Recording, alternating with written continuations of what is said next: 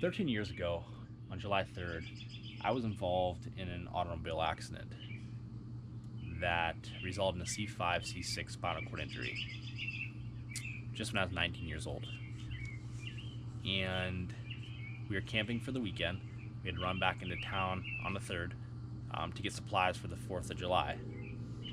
We were running out of some alcohol and had to run back into town. The driver overcompensated a turn, causing the truck to roll over that we were in. I was in the middle seat.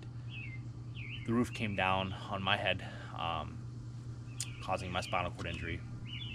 I remember waking up face down on the road and not being able to move anything from my neck down. I wasn't able to feel anything from my neck down. Talk about scary. It's not even a word for it. I was in shock. I didn't even know what to do. And the hours, the days, the years to come after that, those are some of the toughest times that I have ever been through, and many people have probably couldn't even, it's unimaginable what I went through. When I got to inpatient rehab, so I really realized how bad I was injured. I couldn't do anything on my own. I couldn't brush my teeth. I couldn't bathe myself. Nothing. Couldn't even roll over in bed on my own.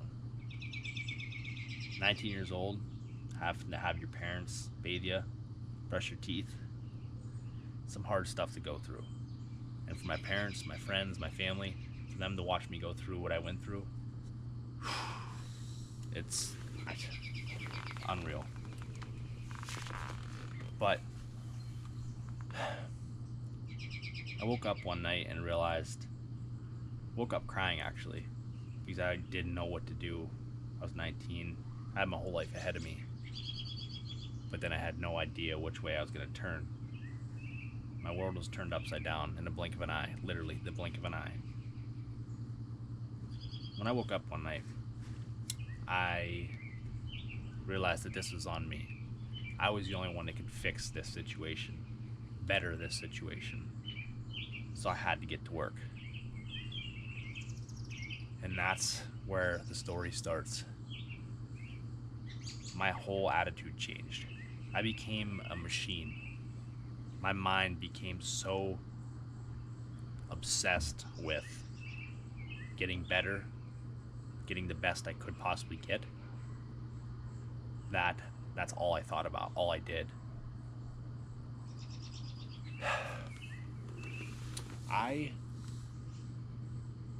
Inpatient rehab, being there for 2 months, it's hard for me to even think back to that, because I blocked that part of my mind out. I had such a good support system though. My friends, my family, my wife Brittany, she came down all the time, which made the time go by fast and made me even work harder to better myself. That's where we started dating. Life changed quickly. Life was crazy. And Brett's been with me every step of the way, through everything. She's seen me start from the bottom and work to where I am now. You know, when I got out of inpatient rehab, I literally did therapy 8 to 10 hours a day. I'd go to therapy, in outpatient therapy for 4 hours, and I would start working when I got home from therapy. My grandparents, my parents would work with me. We would practice balancing. We'd just try things that a lot of doctors said to be impossible. I'm not gonna lie to you. I remember my surgeon said to me, Zach, it's time to move on. It's time to start your life. Sort of you have to accept this. I wasn't gonna accept it. And, I was gonna better myself and continue to better myself every day. I wasn't stopping. But along this whole journey, I did realize one thing. I have to have fun. You have to have fun during it, or you'll go crazy, literally. My friends would come get me. We'd go out and do the things that we used to do. I never, ever, ever felt left out.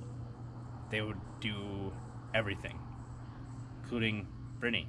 No matter how hard the struggle was, we did it. We made it work.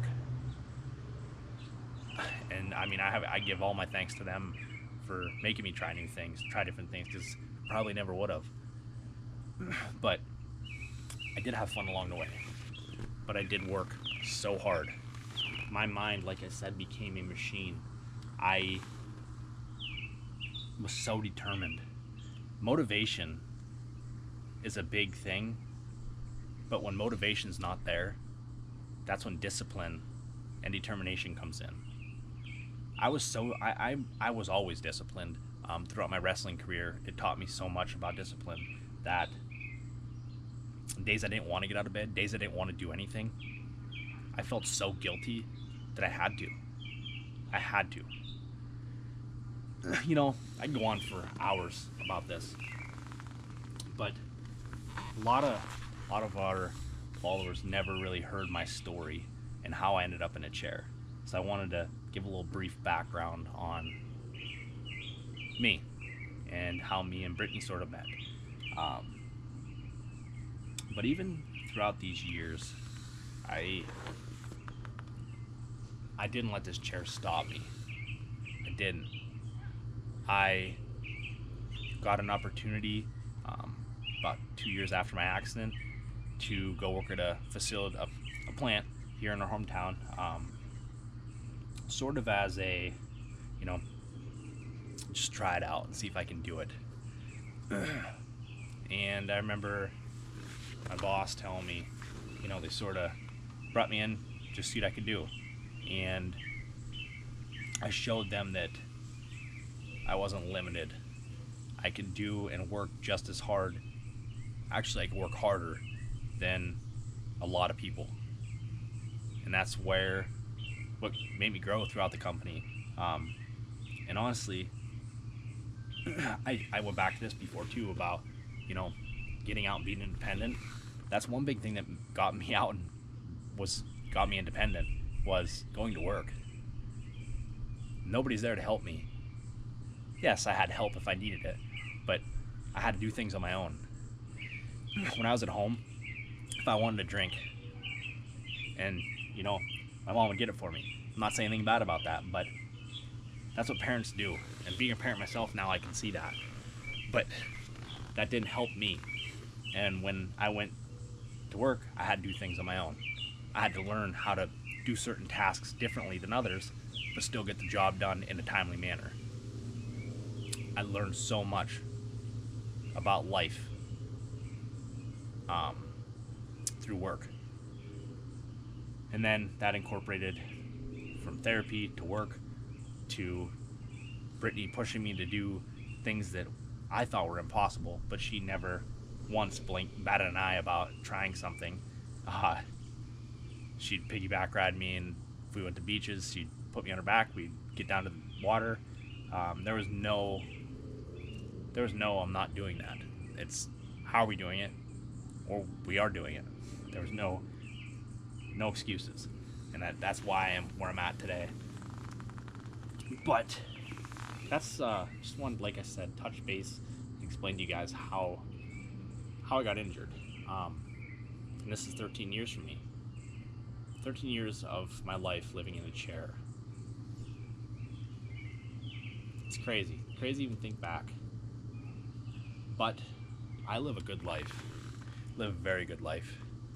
And I think that's why I work so hard, because I want to provide for my family. I want to be, this chair doesn't define me. And I want others to see that too. You can live a full life from a chair or any disability. You just got to put your mind to it and do it. We were blessed with 4 beautiful kids last year, and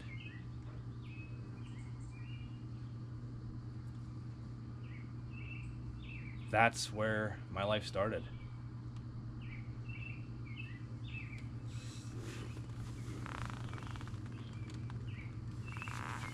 Wow.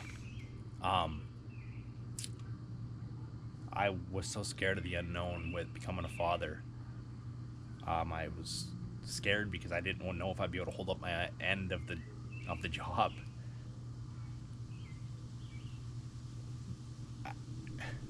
I didn't know how I was going to care for a child, but I can do it, and I've proven that. Yes, there's some things that are hard for me to do, and maybe I need help doing, but being a wheelchair-bound parent, you can do it. You just gotta think outside the box. And you guys saw in my videos some of the things I do to get the kids around the house, get them in and out of the car.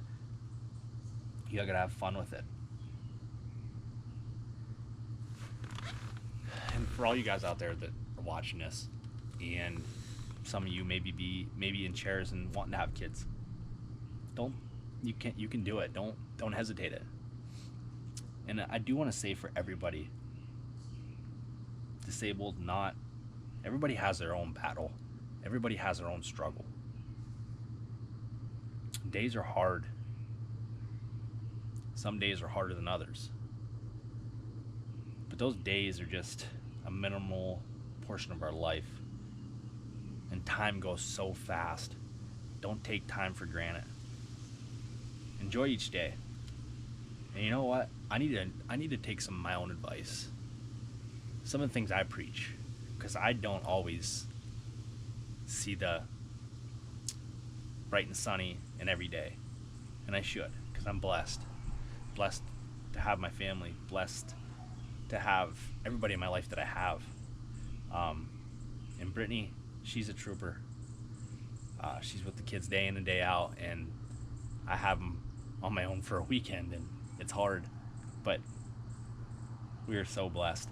So I just wanted to hop on here and give you guys an update, sort of a little background, not an update, a background on me, because I know a lot of people wonder how I ended up in this situation I'm in. So that's my story. 13 years in a chair. Time flies.